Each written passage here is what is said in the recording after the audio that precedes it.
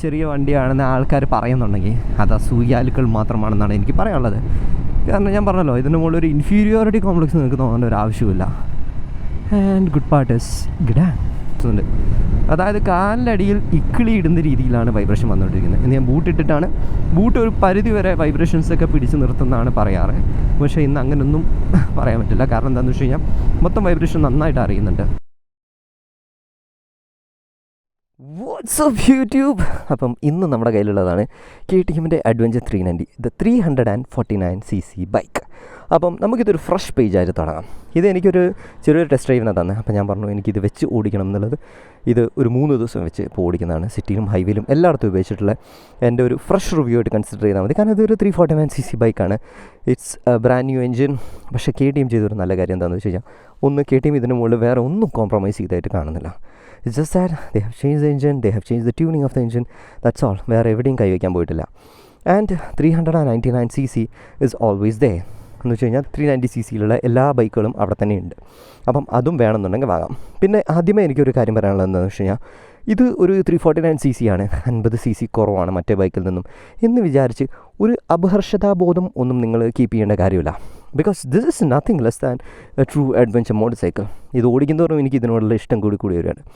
അപ്പം ആദ്യം തന്നെ ഞാൻ പറഞ്ഞ പോലെ തന്നെ നമുക്കൊരു ഫ്രഷ് റിവ്യൂ ആയിട്ട് തുടങ്ങാം. അതായത് ഒരാൾ വാങ്ങുന്നൊരു സമയത്ത് is it worth buying this motor cycle നോക്കാം, rather than comparison between the 399 and the 349.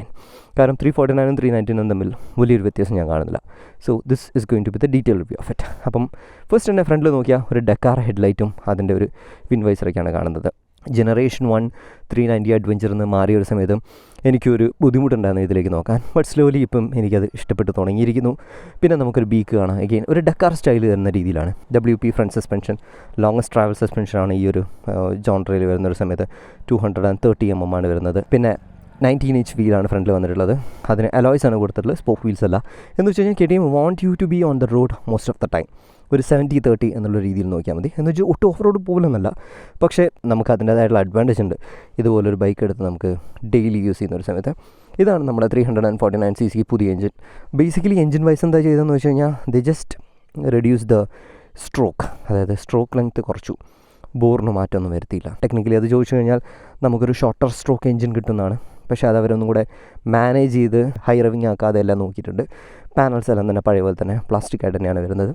It's good. Seat നോക്കിക്കഴിഞ്ഞാൽ സീറ്റിൻ്റെ ഇവിടെ ഒരു ചെറിയൊരു കുഴി ഭാഗമുണ്ട്. ഇവിടെയാണ് ഏറ്റവും നാരോ പോർഷൻ. നമുക്ക് അവിടെ ഇരുന്ന് കഴിഞ്ഞാൽ കാലെത്താൻ പറ്റും. സീറ്റ് കുറച്ച് ഒരു ആവറേജ് ഹൈറ്റ് കൂടിയൊരു സീറ്റാണ്. സീറ്റിൻ്റെ കംഫർട്ട് എന്ന് പറയുന്നത് നമുക്കൊരു മണിക്കൂറൊക്കെ ഇരിക്കുന്ന ഒരു സമയത്ത് നെതുമ്പത്തിനൊക്കെ നല്ലൊരു പണി വരുന്നുണ്ട്. നല്ല കട്ടിക്കിരിക്കും. അപ്പം അത്രത്തോളം കംഫർട്ടബിൾ ആയിട്ടുള്ള സീറ്റല്ല.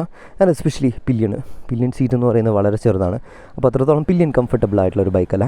ഈ ഗ്രാബ് റെയിൽ എന്ന് പറയുന്നത് എനിക്ക് തോന്നുന്നു ടൂറിങ്ങിനൊക്കെ പോകുന്നൊരു സമയത്ത് നമുക്ക് ലഗേജ് കെട്ടി വയ്ക്കാൻ വേണ്ടി മാത്രമാണ്. ബാക്ക് നോക്കി കഴിഞ്ഞാൽ ഭയങ്കര രസമാണ്. ഒരു കുതിരയുടെ ഒരു ഫീലാണ്. ബാക്കിൽ ടെയിൽ ലൈറ്റും ഇതെല്ലാം എനിക്ക് ഒത്തിരി ഇഷ്ടപ്പെട്ടു കാണാൻ. പിന്നെ നമുക്ക് അണ്ടർബെല്ലി എക്സോസ്റ്റാണ് വന്നിട്ടുള്ളത്. പല വീഡിയോയിലും വർഷങ്ങളായിട്ട് നമ്മൾ കാണുന്നതാണ്. വാട്ടർ വെയ്ഡിങ് കപ്പാസിറ്റിക്ക് നല്ലതാണ്. അപ്പം that's not going to be any problem at all. നിങ്ങൾക്ക് ഇൻ കേസ് ഫ്ലഡ് സമയത്ത് വണ്ടി ഓടിക്കണമെങ്കിൽ എന്നും വെച്ച് ഇതിൻ്റെ സീറ്റോളം വെള്ളത്തിലൊന്നും വണ്ടി ഓടിക്കാൻ നിൽക്കരുത്. ജസ്റ്റ് ഒരു ഓൾമോസ്റ്റ് ഇതുവരെയൊക്കെയാണെന്നുണ്ടെങ്കിൽ, അതായത് എയർ ഫിൽറ്ററും ബാക്കി കോമ്പണൻസും ഒന്നും ഉള്ളോട്ടേക്ക് പോകുന്നില്ല, മൊമെൻ്റ് ഉണ്ടെന്നുണ്ടെങ്കിൽ മാത്രമേ നമുക്ക് അങ്ങനെ ഓടിക്കാൻ പറ്റുള്ളൂ. ജസ്റ്റ് ദാറ്റ് അണ്ടർബെല്ലി എക്സോസ്റ്റ് വരുന്നതുകൊണ്ട് അതിലെ വെള്ളം കയറി ഒന്നും സംഭവിക്കുന്നില്ല. കാരണം അത് ഒരു സക്ക് ചെയ്യുന്ന യൂണിറ്റ് അല്ല, അത് എക്സോസ്റ്റാണ്. പുറത്തേക്കാണെന്ന് എക്സോസ്റ്റ് ഗ്യാസസ് പോകുന്നത്. അതുകൊണ്ടാണ് അതിനെ എക്സോസ്റ്റ് എന്ന് വിളിക്കുന്നത്. ഇനി നമുക്ക് വണ്ടിയുടെ മുകളിലേക്ക് ഒന്ന് കയറാം.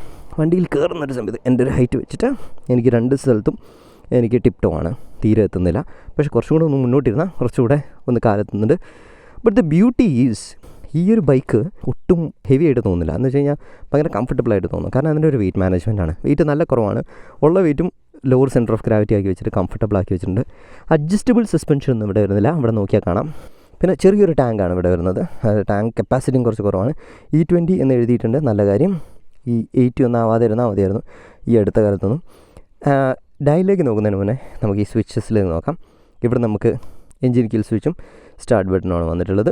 ഇപ്പുറത്തേക്ക് നോക്കിക്കഴിഞ്ഞാൽ കുറച്ച് കൺഫ്യൂഷനാണ് ആദ്യം ഒരു യൂസ് ചെയ്യുന്ന ഒരു സമയത്ത്. കാരണം ഇവിടെ ഒരു ക്രൂസ് കൺട്രോൾ സ്വിച്ച് വന്നിട്ട്, അത് ക്രൂസ് കൺട്രോളിൻ്റെ സ്പീഡ് യൂസ് ചെയ്യാൻ വേണ്ടിയിട്ട് ഇപ്പുറത്തൊരു പ്ലസും അപ്പുറത്തൊരു മൈനസ് ബട്ടണും വന്നിട്ടുണ്ട്. അത് കുറച്ച് കൺഫ്യൂസിംഗ് ആണ്. ഒന്ന് യൂസ് ടു ആവാം. ഇവിടെ ഒരു ബാക്ക് ബട്ടൺ ഉണ്ട്, ഹോൺ ഉണ്ട്, ഇൻഡിക്കേറ്റർ ഉണ്ട്, ഹോൺ ഉണ്ട്. പിന്നെ ഈ ബട്ടൺ യൂസ് ചെയ്തിട്ടാണ് ഇതിലൂടെ കയറി പോവാം. അപ്പം സ്റ്റാൻഡ് എടുത്തു കഴിഞ്ഞാൽ ഒരുപാട് കാര്യങ്ങൾ ഇതുണ്ട് ഇതിനകത്ത്. അപ്പം ഇതിനകത്ത് എല്ലാ കാര്യങ്ങളും ഓക്കെ ആണെന്ന് തോന്നില്ല. മോസ്റ്റ് ഇമ്പോർട്ടൻ്റ് ആയിട്ടുള്ള കാര്യങ്ങൾ പറയാം. ഡിസ്റ്റൻസ് ടു എംപ്റ്റി ഉണ്ട്, ഇതാണ് നമ്മുടെ ഫ്യൂൽ ഗേജ്, ടാക്കോമീറ്റർ, ഓഡോമീറ്റർ ഉണ്ട്, 2 ട്രിപ്പ് മീറ്റർ ഉണ്ട്. പിന്നെ ഈ ബട്ടൺ ഞെക്കിയ നമുക്ക് റൈഡ് മോഡ് കയറിയിട്ട് 3 റൈഡ് മോഡാണ്. സ്ട്രീറ്റ്, ഓഫ് റോഡിൽ നമുക്ക് റിയർ ABS ഡിസെൻഗേജ് ചെയ്യാൻ പറ്റും. പിന്നെ നമുക്ക് റെയിൻ മോഡുണ്ട്. റെയിൻ മോഡിൽ പവർ കുറവായിരിക്കും. ഇനി ഇത് തന്നെ പുറത്ത് വന്നാൽ കോൺഫിഗർ ചെയ്യാൻ പറ്റും. സ്ട്രീറ്റ് മോഡ് നമുക്ക് എന്തൊക്കെ ABS എങ്ങനെ വർക്ക് ചെയ്യണം, ട്രാക്ഷൻ കൺട്രോൾ എങ്ങനെ വർക്ക് ചെയ്യണം, ക്വിക്ക് ഷിഫ്റ്റർ എങ്ങനെ വർക്ക് ചെയ്യണം, പിന്നെ ഇതിൻ്റെ ഡിസ്പ്ലേ എങ്ങനെ ഇരിക്കണം, അതെല്ലാം തന്നെ നമുക്ക് കോൺഫിഗർ ചെയ്യാൻ പറ്റും. ഇതാ ഞാൻ പറഞ്ഞത്, നമുക്ക് ആ ഒരു പ്രൈസിൻ്റെ അഡ്വാൻറ്റേജ് KTM തന്നെങ്കിലും ഇതിനകത്ത് വേറെ ഒരു എന്താ പറയുക അറക്കീസ് തരവും കാണിച്ചിട്ടില്ല അവർ. പിന്നെ ബൈക്കിന് ഇൻഫോ കാണാൻ പറ്റും. പിന്നെ ഇത് ക്രൂസ് കൺട്രോളാണ്. ക്രൂസ് മോഡായിട്ട് വേണോ അതോ സ്പീഡ് കൺട്രോളായിട്ട് വർക്ക് ചെയ്യണോ എന്ന് സെറ്റ് ചെയ്യാൻ വേണ്ടിയിട്ടാണ്. എന്ന് വെച്ച് കഴിഞ്ഞാൽ സ്പീഡ് ലിമിറ്ററായിട്ട് വർക്ക് ചെയ്യണോ എന്നുള്ളതിനാണ്. അങ്ങനെ ഇതൊക്കെയാണ് ഇതിനകത്തുള്ള ഡീറ്റെയിൽസ്. ഇങ്ങനെയൊക്കെയാണ് ഇത് കാണാനുണ്ടെങ്കിലും ഇത് എങ്ങനെ ഓടുന്നു എന്നുള്ള കാര്യം നമുക്ക് റൂട്ടിലെത്തി സംസാരിക്കാം. ഓക്കെ, അങ്ങനെ നമ്മൾ റൂട്ടിലെത്തിയിരിക്കുകയാണ്. The adventure 390. First of all ഇതൊരു ഭയങ്കര ലൈറ്ററായിട്ടുള്ളൊരു ബൈക്കാണ്. നമ്മൾ എവിടുന്ന് എടുക്കുമ്പോഴും നമുക്കൊരു ഹെവിയർ ബൈക്ക് ഫീൽ ഇത് തരികയില്ല. ഈവൻ പാർക്കിംഗ് ലോട്ടിൽ പോലും ഭയങ്കര ഒരു ലൈറ്റർ ബൈക്ക് ഫീലാണ് തരിക.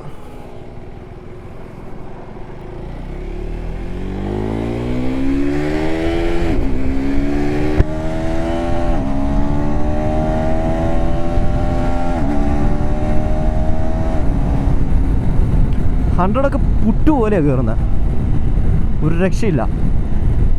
ഇതിൻ്റെ ഒരു രസം എന്താണെന്ന് വെച്ച് കഴിഞ്ഞാൽ ഇത് ഈ പറഞ്ഞ പോലെ ഒരു DTUണ്ട് അല്ലെങ്കിൽ ചെറിയ വണ്ടിയാണെന്ന് ആൾക്കാർ പറയുന്നുണ്ടെങ്കിൽ അത് അസൂയാലുക്കൾ മാത്രമാണെന്നാണ് എനിക്ക് പറയാനുള്ളത്. കാരണം ഞാൻ പറഞ്ഞല്ലോ, ഇതിൻ്റെ മുകളിൽ ഒരു ഇൻഫീരിയോറിറ്റി കോംപ്ലക്സ് നിങ്ങൾക്ക് തോന്നേണ്ട ഒരു ആവശ്യമില്ല. ആൻഡ് ഗുഡ് പാർട്ട് ഇസ് ഗിഡാൻ. സ്പീഡ് ബ്രേക്കേഴ്സ് നോക്കി ചാടണം. ഫ്രണ്ടിലൊരു വണ്ടിയുണ്ട്, പെട്ടെന്ന് ബ്രേക്ക് ഇടേണ്ടി വന്നു കഴിഞ്ഞാൽ ABSനകത്ത് പ്രശ്നം വരും. ബ്രേക്ക് കംപ്ലീറ്റ് ആയിട്ട് പോകും. പിന്നെ ബ്രേക്ക് ഒരു മരക്കഷ്ണം പോലെ ഫീൽ ചെയ്യും.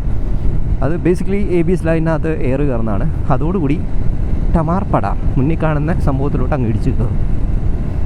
അപ്പോൾ പറഞ്ഞു വന്നത് ഇത് അങ്ങനെ ഒരു അണ്ടർ പവേർഡ് ആയിട്ടുള്ളൊരു ബൈക്കോ ഒന്നുമല്ല. അത് നമുക്ക് ആ ഒരു ആക്സിലറേഷൻ കണ്ടപ്പോൾ തന്നെ മനസ്സിലാവുന്നതാണ്.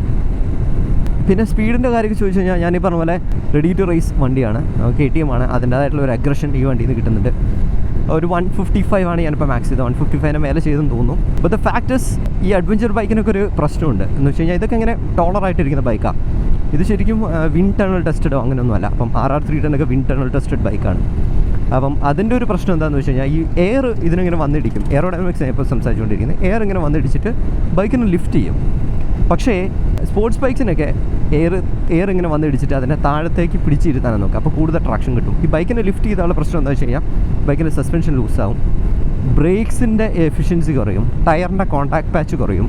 ഇങ്ങനെയൊക്കെ നോക്കുന്ന ഒരു സമയത്ത് അത്ര നല്ലൊരു ഒരു ഫീച്ചറല്ല. പക്ഷേ റൈഡറിന് വെയിറ്റ് ഉണ്ടെങ്കിൽ നമുക്ക് ഇത് വീണ്ടും കുറച്ചും കൂടെയൊക്കെ എന്താ പറയുക മിറ്റിഗേറ്റ് ചെയ്യാൻ പറ്റുന്നതാണ്. കാരണം എന്താണെന്ന് വെച്ച് കഴിഞ്ഞാൽ റൈഡറിന് കുറച്ചും കൂടെ വെയിറ്റ് ഉണ്ടെങ്കിൽ വണ്ടി കുറച്ചും കൂടെ ഇരിക്കും.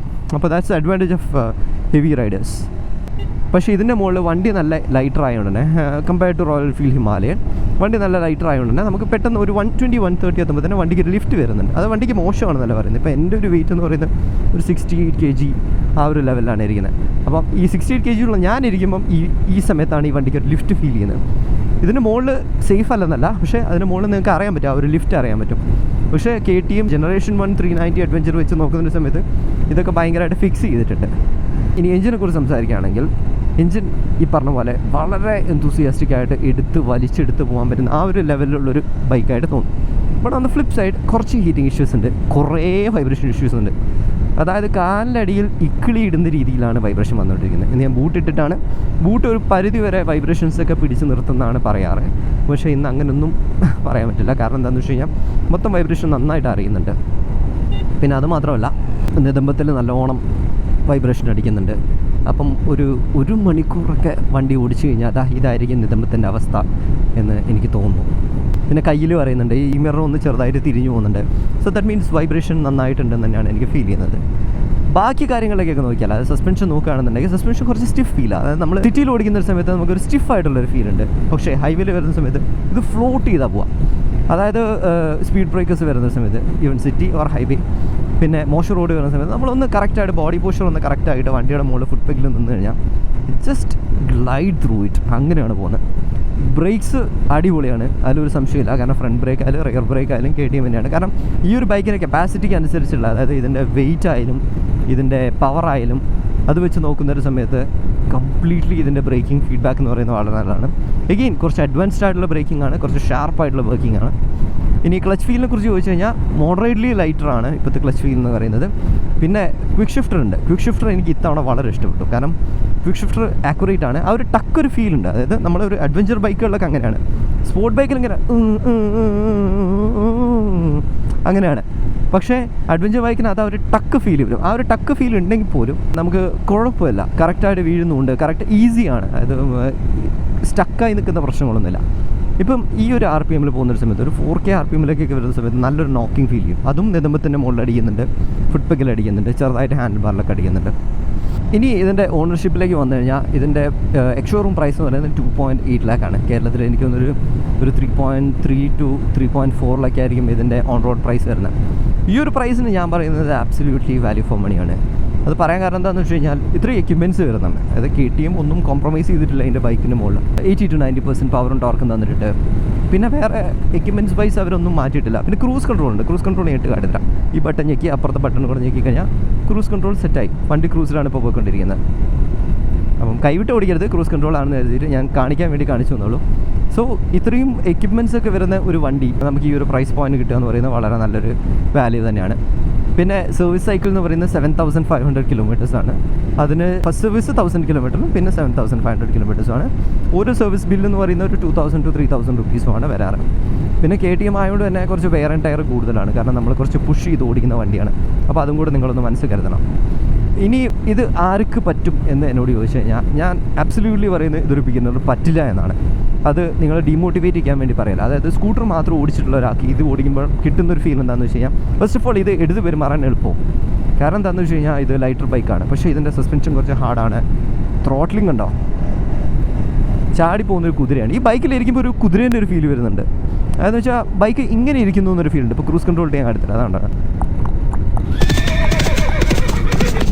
ഇങ്ങനത്തെ ഒരു ഫീൽ വരുന്നുണ്ട്. അപ്പം ഈ ഒരു കുതിരേനെ നമുക്ക് പിടിച്ച് നിർത്താൻ പറ്റിയെന്ന് വരില്ല ഒരു ബിഗിനർ വരുന്നൊരു സമയത്ത്. അതായത് ഒരു സ്കൂട്ടർ മാത്രം ഓടിച്ചുള്ള ഒരാളാണ് നിങ്ങൾ 150cc അത്യാവശ്യം നല്ലോണം ഓടിച്ച് ശീലമുണ്ടെങ്കിൽ മാത്രം ഈ ഒരു വണ്ടിയിലേക്ക് നിങ്ങൾ നോക്കുക എന്നേ ഞാൻ പറയുള്ളൂ. ഡെയിലി സിറ്റിക്കകത്ത് ഓടിക്കാനാണെങ്കിൽ ഓക്കെ ആണ്. ഹീറ്റിംഗ് ഉണ്ട്, പക്ഷേ വണ്ടി നീങ്ങുന്നുണ്ടെങ്കിൽ വലിയ കുഴപ്പമില്ല. ഈസിയറാണ് ഓടിക്കാൻ, അതുകൊണ്ട് വലിയ കുഴപ്പമില്ല. ഒരു ചക്കപ്പോത്ത് വണ്ടി കൊണ്ടുപോകുന്ന പോലെയൊന്നും നമുക്ക് തോന്നില്ല. പിന്നെ ഹൈവേയിലാണെന്നുണ്ടെങ്കിൽ ഒരാൾക്കിരുന്ന് ഓടിക്കാൻ അടിപൊളി വണ്ടിയാണ്. ഇപ്പോൾ നിങ്ങൾക്ക് തോന്നും ഒരാൾക്കല്ലാണ്ട് പിന്നെ 4 ആൾക്കാണോ. ഞാൻ ഉദ്ദേശം എന്താണെന്ന് വെച്ച് കഴിഞ്ഞാൽ പില്യൻ്റെ കാര്യത്തിൽ കുറച്ച് കഷ്ടമാണ്. കാരണം പില്യൺ അത്രത്തോളം ഫ്രണ്ട്ലി ആയിട്ടുള്ളൊരു ബൈക്കല്ല. വാ, ഞാൻ ആ ഹമ്പ് എടുക്കുന്ന സമയത്ത് ആണല്ലോ I land on both tyres. അതിൻ്റെ ഒരു രസമാണ്. പിന്നെ നിങ്ങൾക്ക് ചെറുതായിട്ട് ഓഫ് റോഡൊക്കെ ചെയ്യണമെന്നുണ്ടെങ്കിൽ ചെയ്യാം. ഒരുപാട് ചാട്ടവും ഇതൊന്നും ഓഫ് റോഡിൽ പോയി ചാടാൻ പറ്റില്ല. കാരണം ഇതിന് സ്പോക്ക് വീൽസ് അല്ല വരുന്നത്. അപ്പോൾ നിങ്ങൾ 399cc RO SO അങ്ങനെ ഏതെങ്കിലും നോക്കണം. അപ്പം അത്രയാണ് നമ്മുടെ ഏറ്റവും ലേറ്റസ്റ്റ് KTM Adventure 390 349cc ബൈക്കിൻ്റെ റിവ്യൂ എന്ന് പറയുന്നത്. അപ്പോൾ ഈ ഒരു വീഡിയോ നിങ്ങൾക്ക് ഇഷ്ടപ്പെട്ടു എന്ന് വിചാരിക്കുന്നു. ഇഷ്ടപ്പെട്ടെങ്കിൽ show some love in the form of likes and comments. See you in the next video. Until then by.